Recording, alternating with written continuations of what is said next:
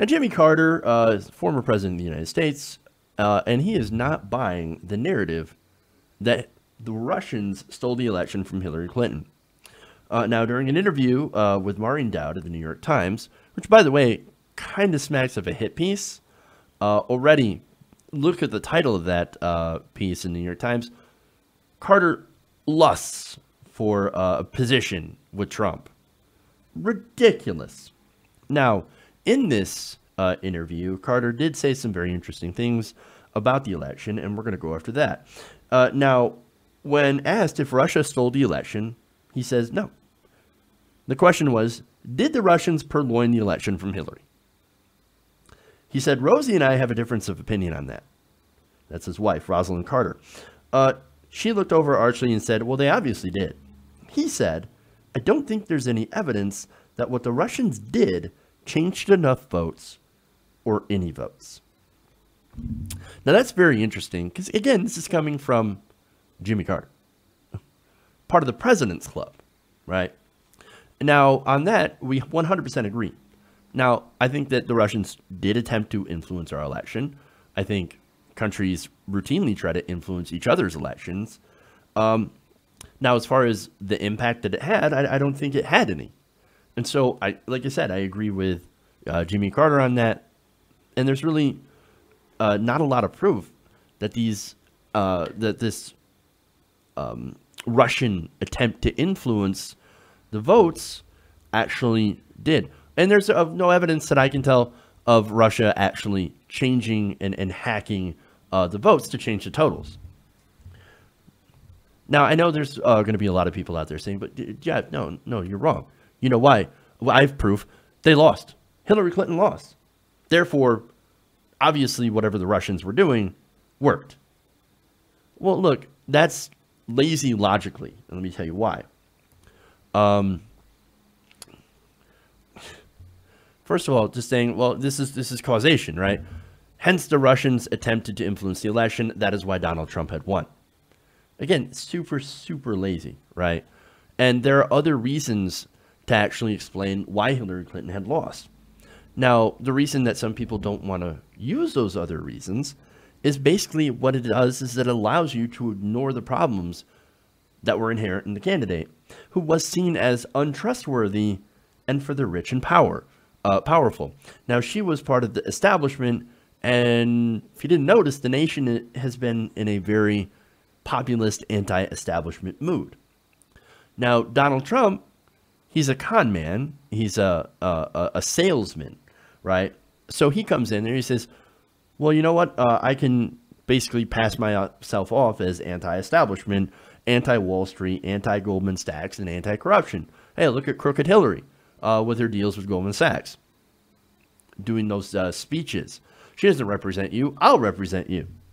Now, in reality, Donald Trump has shown that he is every bit as an establishment tool as Hillary Clinton would have been.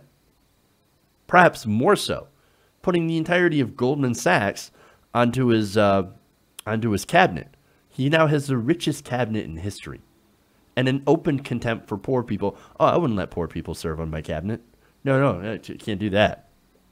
Open contempt for the poor, right? But there were people, a lot of people out there, who actually believed him, and they wanted an alternative to the establishment, which is what he was offering.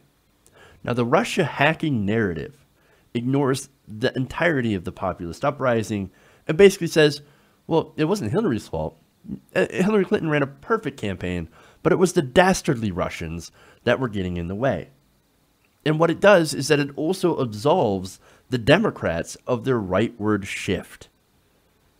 Now, Miss Carter, with all due respect, she says, no, I do agree. Russia did hack and did influence the election successfully. She said the drip, drip, drip about Hillary.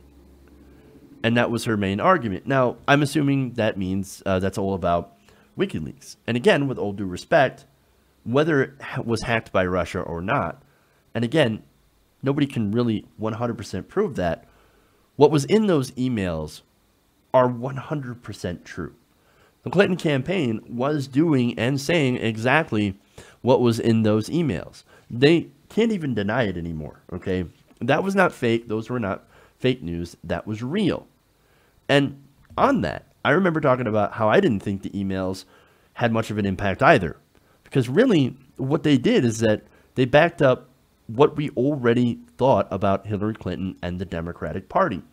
That they had sold out to Wall Street and only cared about their wealthy donors. The Democrats were not planning to lead the country on a progressive path, and they actively stopped Bernie Sanders. What they wanted to do was to continue on the path that already made people like Hillary Clinton extremely wealthy and very, very powerful, and do so probably at the expense of those who continue to not be her wealthy donors, or those who are not her wealthy donors. Now, Trump, I understand he's taking that to an extreme and using government to basically benefit himself and his cabinet. And look, in many ways, Hillary Clinton would have actually been a lot better than Donald Trump, and I don't dispute that at all. But like I said before, Trump is a snake oil salesman, and when it came a choice between his snake oil, what he was promising, and Hillary Clinton saying, yes, I am the establishment, because the establishment is awesome. People in the Midwest, well, they thought, hey, you know what? I'm being crushed. I'll take my chances. The Russians did not do speeches for Goldman Sachs. The Russians did not cause Bill Clinton to do welfare reform that massively impacted black families. The Russians didn't make Clinton do deregulation that Hillary Clinton had supported. The Russians didn't put $3 billion into the Clintons' pocket. That was Wall Street. That was big business. That was them cashing in on the fact that Bill Clinton had been president and had forged alliances with big corporations. So with all due respect, I don't agree with Mrs. Carter, but I do totally agree with Jimmy Carter. And where I do agree with Mrs. Carter is her vote for Bernie Sanders. In the interview, he noted that in the primary, quote, we both voted for Sanders. As many problems we had with Jimmy Carter's presidency, his post-presidency has actually been pretty great. He is the only president in the so-called President's Club who actually realized that Bernie would have won. Hey everybody, thanks for watching this video. If you want to see more like this, please hit the subscribe button below. And if you want to support truly independent progressive media, please consider becoming a patron at patreon.com/TYTNation.